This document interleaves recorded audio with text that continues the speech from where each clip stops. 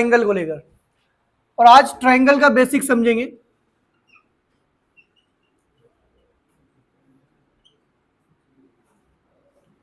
तो हम लोग बात करेंगे ट्रायंगल्स के बारे में। तो यहां पर जो क्लास 9th में आप लोगों के पास ये जो टॉपिक है ट्रायंगल, और वी कैन से जो चैप्टर है ये ट्रायंगल, इसमें हम लोग डिस्कस करेंगे कॉन्ग्रुएंसी के बारे में। तो सबसे पहले हम लोग समझते हैं कि कॉन्ग्रुएंसी एक्चुअल में क्या चीज होती है। देखो भाई, हेडिंग डालेंगे आप लोग सब, congruency.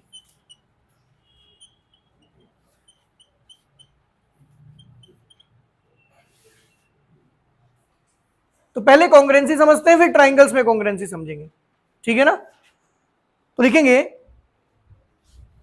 Two objects are said to be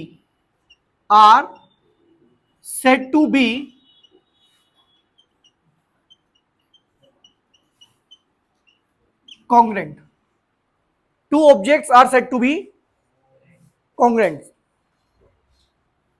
if they coincide each other.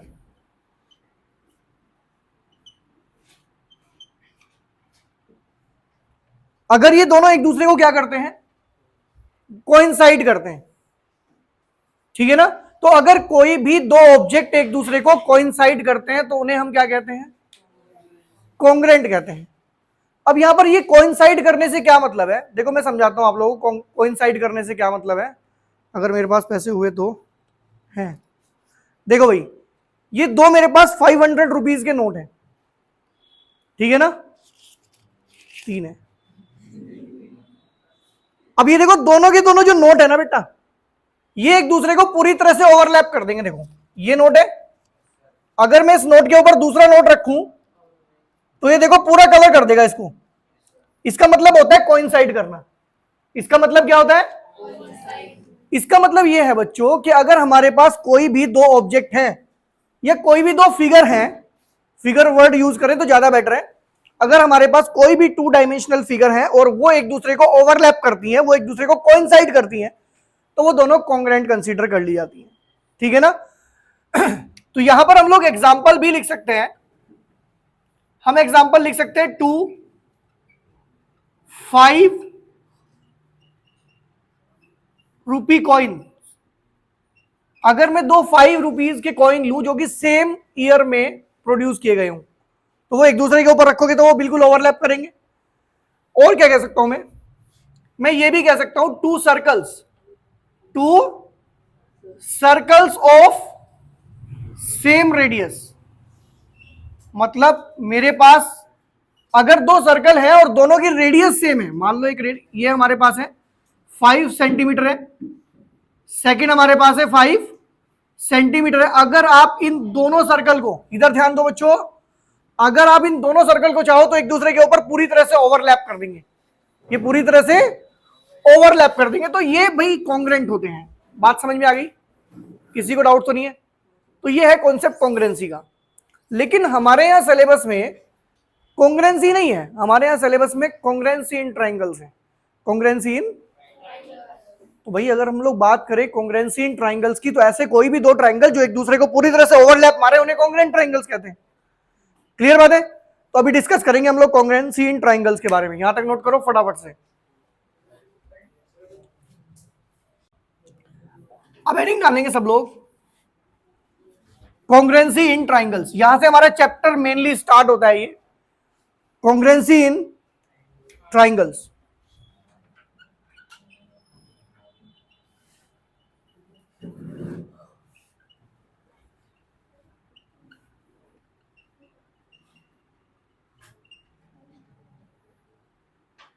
देखो भाई, हम लोग डिस्कस करेंगे कॉन्ग्रुएंसी इन ट्रायंगल्स के बारे में।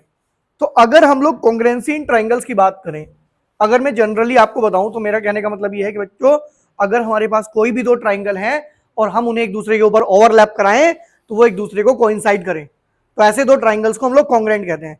लेकिन ऐसा तो है नहीं कि हमारी बुक में कोई ट्रायंगल बना हुआ है, दूसरा ट्रायंगल बना हुआ है, हमने फाड़ ली, बुक में से ट्रायंगल निकाल लिया, दूसरे के ऊपर रख के देखा। ऐसा नहीं कर सकते हम लोग। इसका मतलब यह है कि हमारे पास जरूर कोई ना कोई क्राइटेरिया होता होगा जिसे देख के ये पता चले कि दोनों ट्राइंगल्स हमारे कॉन्ग्रेंट है या नहीं। तो यहां पे पहले तो हम लोग डेफिनेशन लिखेंगे, to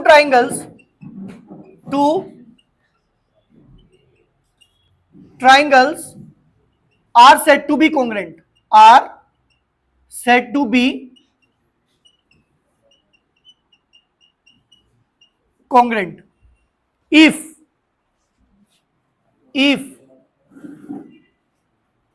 their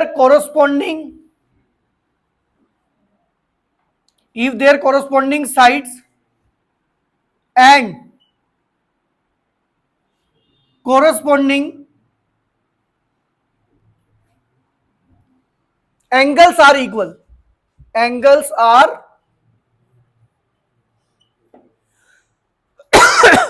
angles are equal. क्या मतलब है इस बात का? तो मैं लेट कर लेता हूं दो ट्राइंगल, बिल्कुल क्लियर हो जाएगा। लेट्स कर लेते हैं triangle A B C and triangle P Q R. ये दो ट्राइंगल मैंने लेट कर लिए, जिसमें फर्स्ट वन ट्राइंगल मेरा है ए बी सी और सेकंड ट्राइंगल है पी क्यू आर। आपको पता है अगर दोनों ट्राइंगल कॉन्ग्रेंट होंगे तो क्या होगा? अगर दोनों ट्राइंगल कॉन्ग्रेंट होंगे तो इनकी तीनों साइड्स और तीनों एंगल भी, यहां पे एक वर्ड लिखा है that is called the corresponding. क्या मतलब है इस बात का? इस बात का मतलब है बच्चों कि अगर आप एंगल ए की बात कर रहे हैं तो एंगल पी के इक्वल होगा, एंगल बी की बात कर रहे हैं तो आप एंगल क्यू के इक्वल होगा, और अगर आप सी की बात कर रहे हैं तो एंगल आर के इक्वल होगा। ऐसा नहीं कि आप इस एंगल ए को इस आर के इक्वल ले जाएंगे। जिस सीक्वेंस में आपने यहां पे नेम लिखा हुआ है ना ए बी सी और P Q are, angle A जाएगा आपका पी के इक्वल, बी जाएगा क्यू के इक्वल और सी जाएगा आर के इक्वल। बात समझ में आ गई? तो लिखेंगे if triangle A B C congruent है ट्राइंगल पी क्यू आर। ये जो आप सिंबल देख रहे हो ना, ये कॉन्ग्रेंसी का सिंबल है। क्लियर बात है ना? ये कॉन्ग्रेंसी का सिंबल है, ये रिप्रेजेंट करता है कि दोनों ट्राइंगल्स कॉन्ग्रेंट हैं। देन आपको पता है क्या होगा? क्या होगा बच्चों? इन दोनों ट्राइंगल्स की तीनों साइड और तीनों एंगल्स इक्वल होंगे। कैसे बच्चों? इधर ध्यान दो भाई। मतलब A B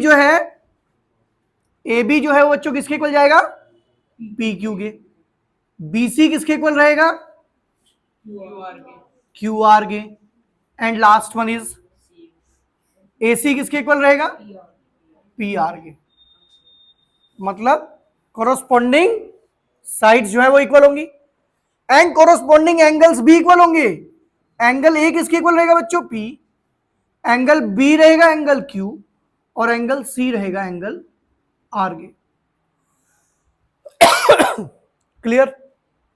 it means that two triangles are said to be congruent if their all the three corresponding sides and corresponding angles are equal.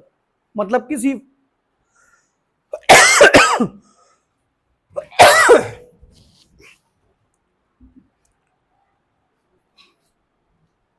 Clear है बात? तो मतलब ये है कि किसी ट्राइंगल को दूसरे ट्राइंगल के कॉन्ग्रेंट अगर आप कह रहे हैं, इसका मतलब उनके तीनों एंगल और तीनों साइड्स आपस में इक्वल है। अब हम लोग बात करेंगे कुछ रूल्स की, कुछ क्राइटेरिया की, जो कि हम लोग यूज करते हैं कॉन्ग्रेंसी के लिए। एक एक करके डिस्कस करेंगे, ठीक है ना? सबसे पहले हम लोग डिस्कस करेंगे, हम लोग बात करने वाले हैं रूल्स फॉर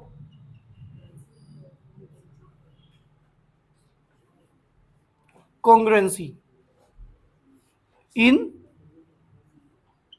ट्राइंगल्स। इसका मतलब यह है कि जो रूल्स हैं ये केवल ट्राइंगल्स पर ही अप्लाई होते हैं। अब इसमें बच्चों रूल नंबर 1 है, डिटेल में लिखेंगे पूरा। रूल नंबर 1, रूल नंबर 1, और रूल नंबर 1 है आपके पास side side side rule. Side side side rule, जिसे शॉर्ट में SSS रूल भी कहते हैं।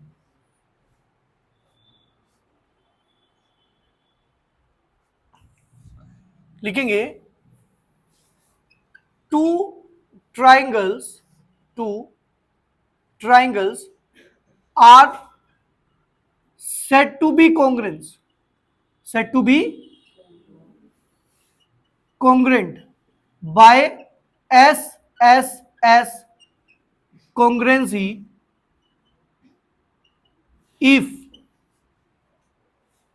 all the three sides, if all the three sides of one triangle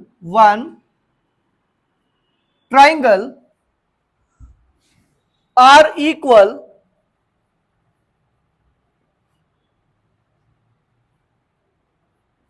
to the corresponding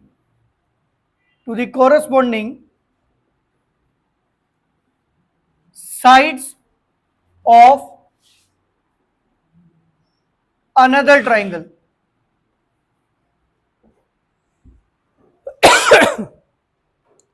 मतलब ये है बच्चों कि अगर किसी एक ट्राइंगल की तीनों साइड, किसी, इधर ध्यान दो बच्चों, तो मतलब ये है कि अगर किसी एक ट्राइंगल की तीनों साइड दूसरे ट्राइंगल की तीनों साइड्स के इक्वल है तो वो ट्राइंगल साइड साइड साइड से कॉन्ग्रुएंट माने जाएंगे। अब यहां पर देखो हम लोग लेट बी करेंगे। आपने लेट किया ट्राइंगल ए बी सी और दूसरा ट्राइंगल है आपके पास पी क्यू आर, और ये जो ट्राइंगल्स है ना बच्चों, इधर ध्यान दो, ए बी सी और पी क्यू आर। अगर आपको ये बात पता है, इधर ध्यान देना, अगर आपको पता है कि ये साइड इसके इक्वल है, सेकंड साइड सेकंड वन के इक्वल है और थर्ड वन, तो इस सिचुएशन में तीनों तो इस सिचुएशन में जो आपके ट्राइंगल्स हैं वो साइड साइड साइड से कॉन्ग्रुएंट कंसीडर किए जाएंगे। तो यहां पर आप लोग कैसे कॉन्ग्रुएंसी लगाएंगे? In triangle A B C and triangle P Q R, आप यहां पे कॉन्ग्रुएंसी लगाएंगे A B equals to P Q, B C equals to Q R and A C equals to P R, और all are given. तो यहां पे congruency कौन सी लगेगी बच्चों? By S S S congruency, ये जो आपका ट्राइंगल है A B C, it will be congruent triangle P Q R. ये आपका triangle A B C triangle P Q R के कॉन्ग्रुएंट हो जाएगा। बात समझ में आ गई? क्लियर? और अगर एक बार कोई दो ट्राइंगल हमारे कॉन्ग्रुएंट हो जाते हैं तो अब उसकी तीनों साइड और तीनों एंगल इक्वल कंसीडर कर लिए जाते हैं। क्लियर? स्पीडली नोट डाउन करो, रूल नंबर 2 डिस्कस करेंगे।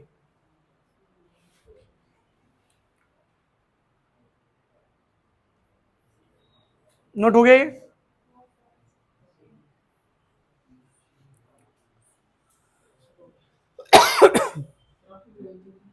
बंद होगी बैटरी, डाउन होगी क्या? चल रही है। तो रूल नंबर 2 है हमारे पास, इधर ध्यान दो भाई।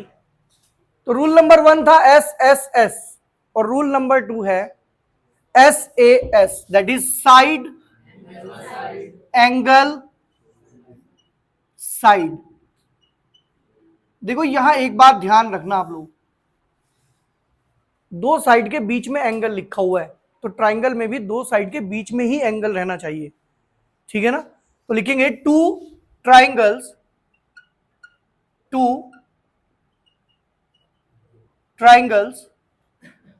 are said to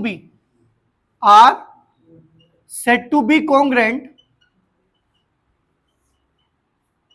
by SAS rule, by SAS rule, if two sides and included angle of one triangle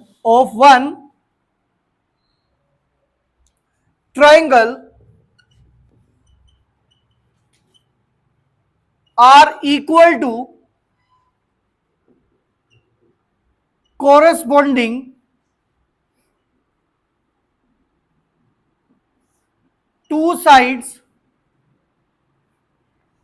and included angle, बात समझ में आ गई? अगर कोई भी दो साइड और इनका इंक्लूडेड एंगल एक ट्राइंगल में दूसरे ट्राइंगल की two sides and included angle के इक्वल हो तो वो दोनों साइड एंगल साइड से कॉन्ग्रेंट माने जाते हैं। यहां से देखो ज्यादा समझ में आएगा, इधर ध्यान देना। आपने क्या किया, दो ट्राइंगल लेट किए, कौन कौन से बच्चों? एक तो ट्राइंगल ए बी सी और एक ट्राइंगल आपने लेट कर लिया पी क्यू आर। अब देखो यहां आपको क्या गिवन है, इधर ध्यान दो बच्चों, पहले बाद में नोट करना। आपको ये जो साइड ए बी है ये साइड पी क्यू के इक्वल गिवन है, और ये जो आपकी ए सी है ये पी आर के इक्वल गिवन है। और देखो मैंने क्या कहा था, इंक्लूडेड एंगल। अब आप एंगल ये वाला यूज नहीं कर सकते, आपको ये यूज करना पड़ेगा एंगल, समझ रहे हो आप लोग? अगर ये एंगल गिवन है तो आप साइड एंगल साइड लगा सकते हैं, अदरवाइज आप साइड एंगल साइड नहीं लगा सकते। क्लियर? अगर आपको ये दोनों साइड और ये एंगल दिया है तो फिर आप साइड एंगल साइड फॉलो नहीं कर सकते। अब देखो जरा, in triangle A B C and triangle P Q R क्या क्या गिवन है? जो मैंने मार्क किया वो एक गिवन है। एक तो आपको ए बी गिवन है, किसके बेटा? पी क्यू के। एंगल ए गिवन है आपको, किसका? एंगल पी के।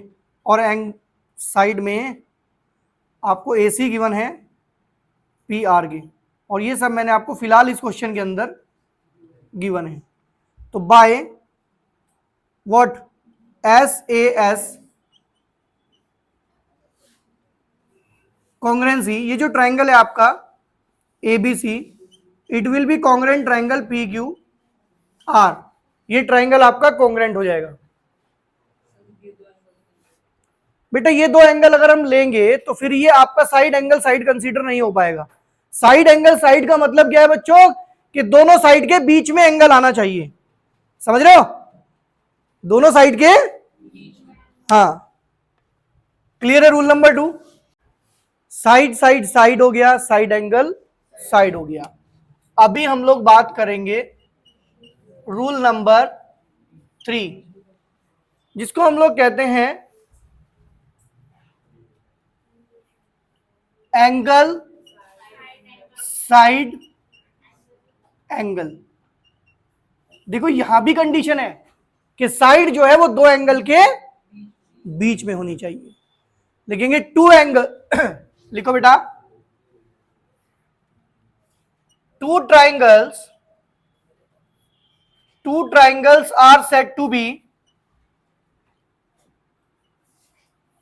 congruent by angle side angle rule if two angles and included side, included किससे भाई? इन दोनों एंगल से। Included side of one triangle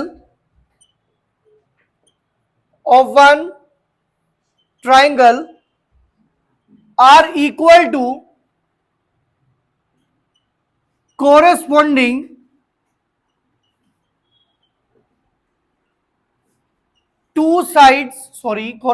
to angles and included side of another triangle। एक ट्राइंगल की जो साइड्स हैं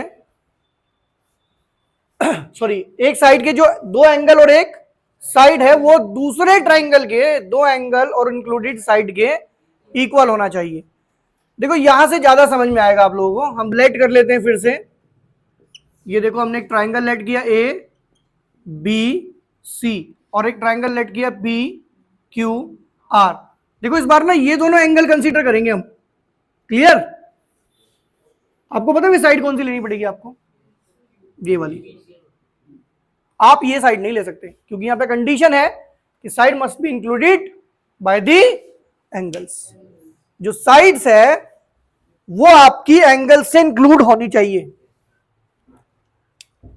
अब यहां पे देखो भाई, in triangle A B C and triangle P Q R, पहली कंडीशन क्या लिखोगे, एंगल बी एंगल क्यू, फिर B C equals to Q R, और लास्ट में angle C is equals to angle R, all are given. बाकी जब questions करेंगे तो रीजन सबके अलग अलग होंगे, ठीक है ना। तो यहां पर कौन सी कॉन्ग्रुएंसी लगी भाई, bye angle side angle rule of congruency भी लिख सकते हो आप। यहां पे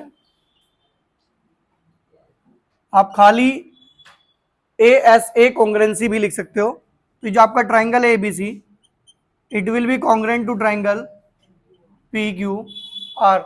और एक बार अगर दोनों ट्राइंगल कॉन्ग्रुएंट हो जाते हैं, तीनों साइड तीनों एंगल इक्वल हो जाते हैं। क्लियर, उसके बारे में भी डिस्कस करेंगे जब क्वेश्चंस करेंगे हम लोग।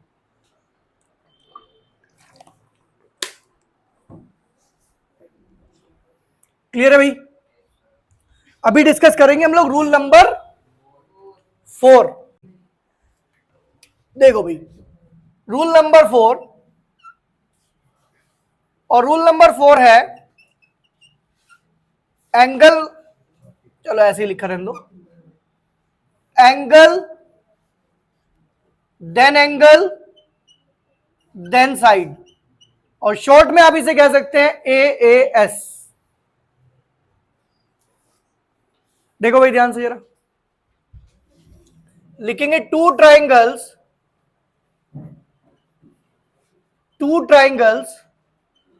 are said to be congruent by angle side congruency। आप रूल ऑफ कॉन्ग्रुएंसी भी लिख सकते हैं, खाली रूल भी लिख सकते हैं, ठीक है ना। Two triangles are said to be congruent by angle side congruency if two angles and one side, और यहां ब्रैकेट में एक बात लिखनी पड़ेगी आपको, नोट इंक्लूडेड। क्या लिखोगे बच्चों, मतलब ये जो साइड है वो एंगल से इंक्लूडेड नहीं होनी चाहिए, are equal to two angles corresponding two angles and one side of another triangle।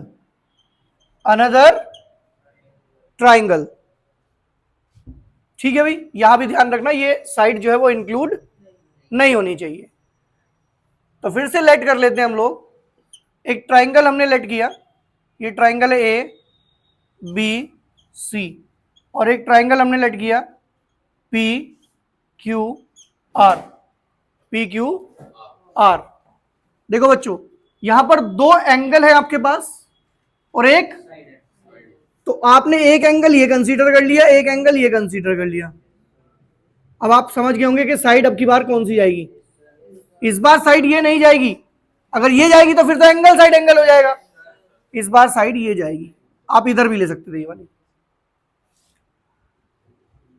In triangle A B C and triangle P Q R, A B C and P Q R, आपका जो angle B है it is equals to angle Q, और angle C equals to angle R, and the last one is A C is equals to P are.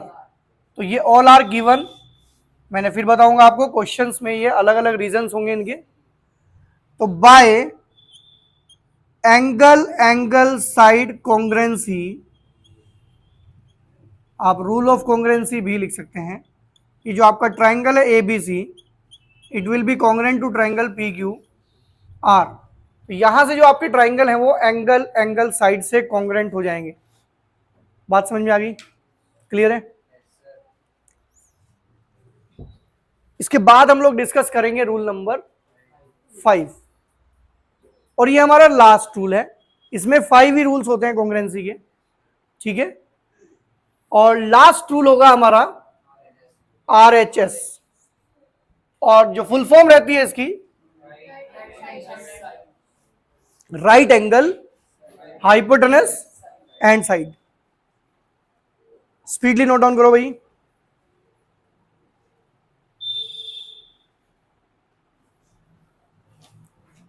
Speedly note करो।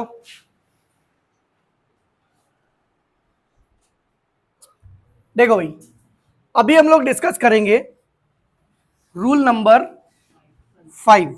देखो भाई, rule number 5 की अगर हम लोग डिस्कस करें तो हमारे पास है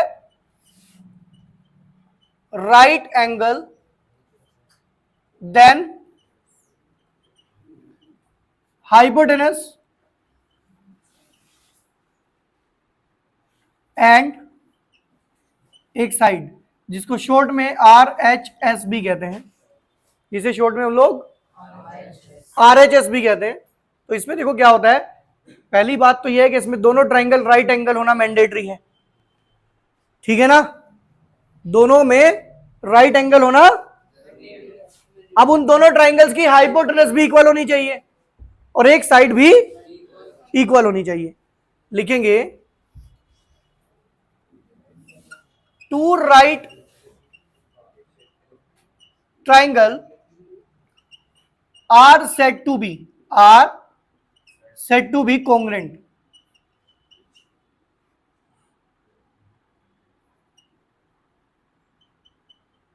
by RHS if their hypotenuse and one side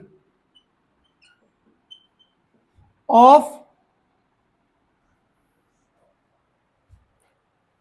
ये सही करेंगे, करेक्शन करेंगे थोड़ा सा, यहां कुछ नहीं आएगा। If hypotenuse and one side of one triangle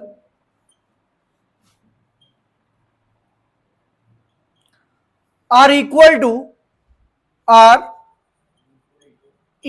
to hypotenuse and one side of another triangle। इस स्पेस में कुछ नहीं आएगा, ठीक है, इधर ध्यान दो। तो लेट कर लेते हैं भाई, आपके पास एक ट्राइंगल लेट करो, ये राइट एंगल लेट करने हैं, सॉरी। तो राइट एंगल लेट करेंगे ट्राइंगल को, ये आपका ट्राइंगल हो गया ABC, और एक और राइट एंगल ट्राइंगल लेट करेंगे आप लोग, और वो आपका हो जाएगा बच्चों PQ।